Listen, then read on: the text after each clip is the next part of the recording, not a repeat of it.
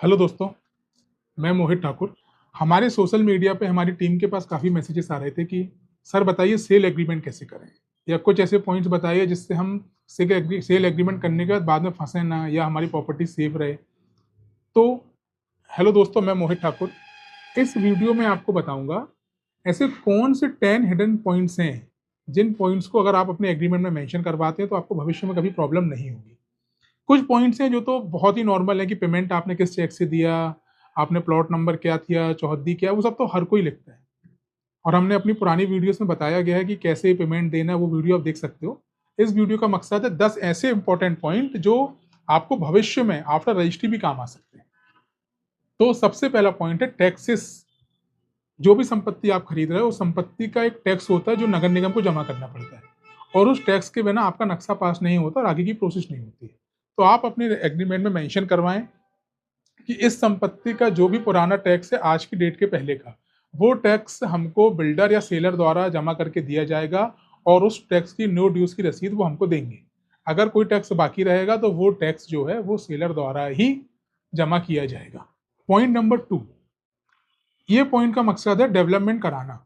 आप प्लॉट ले लेते हो, अब प्लॉट के बाद जो रोड, नाली, गार्डन सब बनना है, बिल्डर नहीं बना रहा है, तय सीमा तक नहीं बना रहा, फिर आप क्या करोगे? वो बोलेगा हमने तो आपको बोले ही नहीं कि हम करके दे रहे हैं। तो आपको एग्रीमेंट में साफ लिखना है कि कॉलोनी के जो भी डेवलपमेंट है, रोड, आरसीसी रोड, नाली, drainage system, light connection permanent, temporary connection नहीं, और जो नालियों का निकासी है वो पानी कहाँ जाएगा, ये सब सारी सुविधाएं बिल्डर द्वारा इस समय तक करके दिया जाएगा। अगर बिल्डर ये नहीं करता है तो हम उसके विरुद्ध ये कार्रवाई कर सकते हैं। ये दूसरा पॉइंट में आपको जरूर मेंशन करना है। अब आते हैं पॉइंट नंबर 3 पे। इस पॉइंट का मकसद है कि आप जो कॉलोनी में डेवलपमेंट हुआ है, गार्डन, मंदिर, रोड बनी है, इसको भविष्य में कैसे मेंटेन रखेंगे? बिल्डर ने तो एक बार बना दिया, तो इस पॉइंट में आपको ये मेंशन करना है कि मेरे द्वारा जिस कॉलोनी में प्लॉट लिया जा रहा है, घर लिया जा रहा है, उसमें जो भी डेवलपमेंट की चीज़ें हैं, वो भविष्य में कैसे मेंटेन होंगी? क्या बिल्डर 5 साल तक मेंटेन करेंगे या फिर हम कॉलोनी वासियों को मिलके मेंटेन करना है? इसका मंथली चार्जेस कितना होगा? वो मंथली चार्जेस किसको पे करना है? किसके माध्यम से पे करना है? सोसाइटी बनेगी, नहीं बनेगी? सब चीज़ें आपको लिखित में एग्रीमेंट में मेंशन करना है, क्योंकि बहुत सारी ऐसी कॉलोनी है जिन कॉलोनी में डेवलपमेंट तो हो गए, बट वो डेवलपमेंट भविष्य में मैनेज नहीं हो पा रहे हैं। गार्डन बंद पड़े हुए हैं, मंदिर में पूजा नहीं हो रही है, लाइट है बट लाइट चालू नहीं हो रही है। ये इसलिए नहीं हो रही कि बिल्डर ने एक बार पैसा लगा के तो बना दिया, बट भविष्य में उसको मेंटेन कौन करेगा? तो मेंटेनेंस चार्ज को लेके आपको एग्रीमेंट में ये बात जरूर दर्शानी है।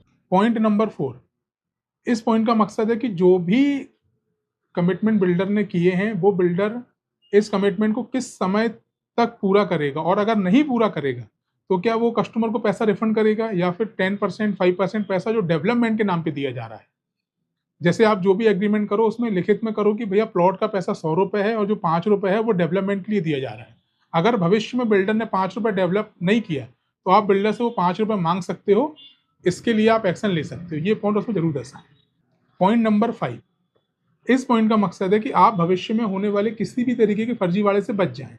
इस पॉइंट में आप ये लिखें कि मैं ये जो संपत्ति खरीद रहा हूँ, इस संपत्ति के खरीदने के पहले विक्रेता द्वारा अगर इस संपत्ति का किसी भी व्यक्ति से या किसी भी व्यक्ति से कोई भी तरीके का एग्रीमेंट या लोन या फिर कर्ज विक्रेता ने लिया है तो आज से वो शून्य घोषित होता है। मैं इसका पूर्ण मालिक हूँ।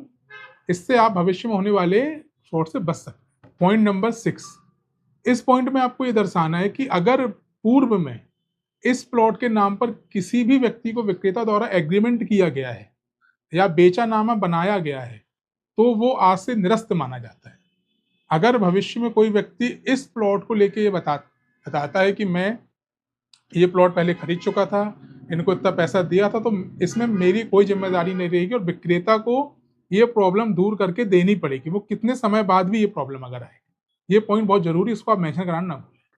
पॉइंट नंबर 7, जो प्लॉट हम खरीद रहे हैं उस प्लॉट पर अगर किसी व्यक्ति का कब्जा है तो वो विक्रेता द्वारा हमको छुड़वा के दिया जाएगा, और उस प्लॉट का नाप, चौड़ाई, लंबाई, साइज पूरा सीमांकन करके हमको कस्टमर बिल्डर हमको जो भी सेलर है वो हमको ये सब चीज़ें प्रोसेस कंप्लीट करके देंगे। भविष्य में हमको ये परेशानी ना हो कि नहीं हमने तो इतना एरिया नहीं दिया था, इतना एरिया कम है, बाजू वाले ने बढ़ा लिया, या किसी ने कब्जा कर लिया, ऐसा परेशानी से आप बच सकते हैं। तो उसमें सीधा लिखें आप कि जो भी नाप है वो हमको सेलर और बिल्डर द्वारा करके दिया जाएगा। पॉइंट नंबर 8, इस पॉइंट को मेंशन कराने का मकसद ये है कि आपको भविष्य में किसी लीगल चीज़ में परेशानी ना जाए। आप इस पॉइंट में लिखिए कि मैं जो संपत्ति खरीद रहा हूँ, इस संपत्ति को खरीदने के बाद भी अगर मुझे नामांतरण, नक्शे पास और किसी भी सरकारी दस्तावेज में नाम दर्ज कराने में अगर संपत्ति से रिलेटेड किसी पुराने डॉक्यूमेंट की ज़रूरत पड़ती है, तो बिल्डर द्वारा मुझे तय समय पर सब डॉक्यूमेंट प्रोवाइड करवाए जाएँगे। कई बार क्या होता है, प्रॉपर्टी बिकने के बाद सेलर उस चीज़ पे ध्यान नहीं देता और कस्टमर परेशान होता है, P2 नहीं होता, नक्शा पास नहीं होता, किसी सरकारी दस्तावेज में नाम दर्ज कराने में परेशानी होती है, तो इस पॉइंट को आप अच्छे तरीके से मेंशन करें। पॉइंट नंबर 9, इस पॉइंट का मकसद है कि कल को बिल्डर ये ना बोल दे कि भैया हमने तो एग्रीमेंट किया नहीं, ज़बरदस्ती ने साइन करा दिया। तो इस पॉइंट में आप लिखें कि मैं और विक्रेता हम जो एग्रीमेंट साइन कर रहे हैं, ये साइन पूरे होश और हवास में कर रहे हैं। हम किसी के दबाव में ये साइन नहीं कर रहे हैं। कल को ऐसा ना हो कि बिल्डर बोल दे या सेलर बोल दे कि हमने तो साइन किए ही नहीं थे या किसी किसी ने दबाव में साइन कराए। तो इस पॉइंट को आप लिखें कि हम जो ये एग्रीमेंट साइन कर रहे हैं, पूरा होश और हवास में साइन कर रहे हैं। पॉइंट नंबर 10, सबसे इंपॉर्टेंट पॉइंट, आप अगर कोई भी एग्रीमेंट साइन करने जा रहे हैं, तो हमारी वीडियो को ज़रूर देखें और हमारी वीडियो को देखने के बाद ही एग्रीमेंट साइन करें। Thank you. इस तरीके के रियल एस्टेट के वैल्यूएबल कंटेंट को जानने के लिए हमारे पेज को फॉलो करें और अगर आपकी कोई क्वेश्चन है तो कमेंट में हमको बताएं, जिससे हम उस पॉइंट पे आपको वीडियो बना के देंगे। Thank you.